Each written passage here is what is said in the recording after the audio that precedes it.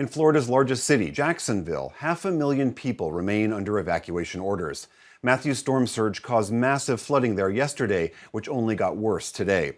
NewsHour weekend anchor Hari Srinivasan is 40 miles south of Jacksonville in St. Augustine and has been following the path of the storm.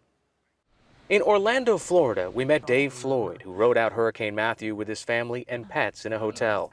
Floyd's a landlord, and after the storm passed yesterday, he headed to Titusville, about 40 miles east near the Atlantic coast. A tenant had told him about massive leaks in one of the townhouses he owns. Floyd arrived to find the storm had ripped up part of the flat roof, and water was pouring into the house. Star Preston lived in the house with her husband and 3 kids. We're out of the home. What am I gonna do? Floyd has already submitted an insurance claim on the house, but he thinks it will likely be weeks before the house is habitable again. In the meantime, he's trying to arrange temporary housing for his tenant through FEMA or the Red Cross. My first concern was to find these people a place to stay. And that's my obligation as a landlord, is to provide them with, some type of housing or short-term accommodations until my insurance company can get out here, assess the damage. Last night, Preston and her family were able to stay with her sister who lives nearby, but now she doesn't know where they'll go next. From Titusville, we headed about an hour up the Florida coast to Ormond Beach, where wind more than water was the biggest threat to property. People probably moved here for this nice tree-lined street, and now this canopy of beautiful trees is a liability. We found Debbie Moan, a nurse who just came back from a 3-day shift at the hospital to find the oak tree that had stood on her property for decades split in 2, half in the street, the other half leaning now on her roof. You like my tree house? You got a sense of humor about it. What went through your mind when you saw it?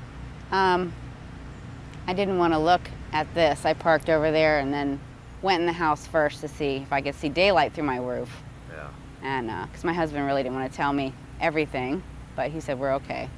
So wind instead of water, I'll take that, because water, we could be Louisiana right now. Her husband rode out the storm in their house with their 2 dogs. The couple plans to stay there while they wait for the power and water to come back on. And Hari joins me now from St. Augustine. Hari, we saw the people in your piece starting to reckon with the damage to their homes and their property. What's it like where you are now? So we went to one section of St. Augustine where we saw some people that were trying to dry out their houses. They probably had 10, 14 inches of water. That is nothing compared to another section just about 2 miles away called Volano Beach. That area is still closed off because there's probably 3 to 4 feet of standing water, according to some of the residents who tried to ride out the storm. I mean, that area has been declared catastrophic. There are homes that have kind of collapsed onto each other. The island was sort of surrounded by water, so the inlet actually created, kind of a backslog, if you will. So this is an area that is going to have to take several days to try to just literally pump the water out of their homes and dry out.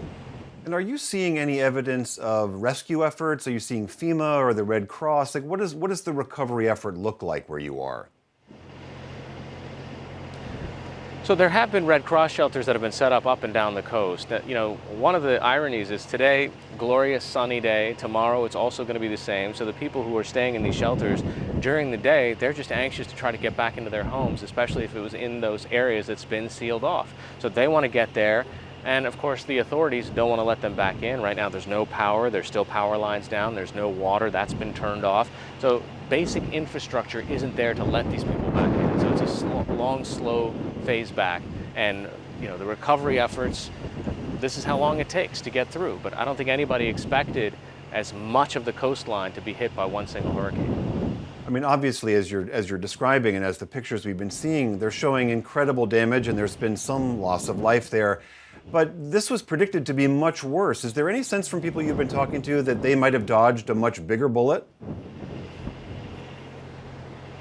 Yeah, you know, everybody around here was watching all of the local news channels, and when that 11 o'clock forecast came in and they said the eye of this storm is about 9 to 15 miles further away from the coast, that was a huge sigh of relief, because if in those 9 or 10 miles you had 120, 130 mile an hour winds, and if that was even closer to the coast, that means everywhere that I'm standing now would have been under serious hurricane category 3 type winds. Fortunately, for this area, even as bad as it was, it could have been much worse, and most of the people coming back to their homes right now, they're thankful that they have their health, they're thankful that they have their families, and they do think that they dodged a bullet, as difficult as it may be to recover from this. All right, Hari Srinivasan from St. Augustine, Florida. Thanks very much. Thanks, Wayne.